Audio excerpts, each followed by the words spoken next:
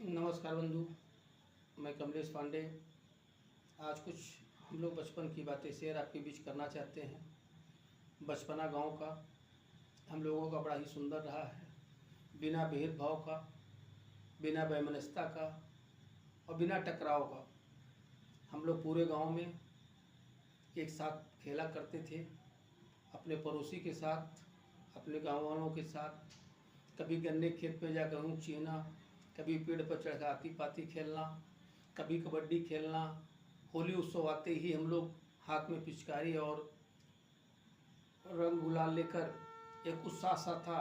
बच्चों की भी जो ग्रुप था, समूह था, एक उमड़ पड़ता था गांव में होली की होलहारी करना। सभी सब बातें लगता है अभी कुछ दिन की बीती हैं। और आज जब हम वर्तमान समय में 10 साल बाद आकर बच्चों के बारे में देखते हैं तो सच में हम लगता है बच्चों का हम लोगों ने बचपना छीन लिया है। बच्चों को बचपना छीनने का कारण सिर्फ आधुनिक युगता। हम आधुनिकतावाद की ओर बढ़ रहे हैं, एकांकी की ओर बढ़ रहे हैं। हम बच्चों को अपने परिवार से ही दूर रखना चाहते हैं, समाज से दूर रखना चाहते हैं। बच्चों को समाज में किसी से हम इंट्रोडक्शन नहीं देना चाहते हैं, बच्चों की पहचान नहीं कराना चाहते हैं। सच में वो बच्चा बड़ा होकर क्या करेगा? एक गंभीर विषय है, गंभीर मुद्दा है। यदि वो बड़ा होगा तो क्या करेगा? सिर्फ उसने मोबाइल की दुनिया देखा है। सुबह हुआ मोबाइल, दोपहर हुआ मोबाइल, शाम हुआ मोबाइल। मोबाइल में उसकी जीवन बीत रहा है। बचपना जीवन में बचपना खो गया है। आज हमें आवश्यकता है बच्चों को सामाजिक ज्ञान, सामाजिक पहचान, समाज में लोगों के बीच एक दूसरे के साथ उठना बैठना, बातचीत करना, ये सब अति आवश्यक हो गई है।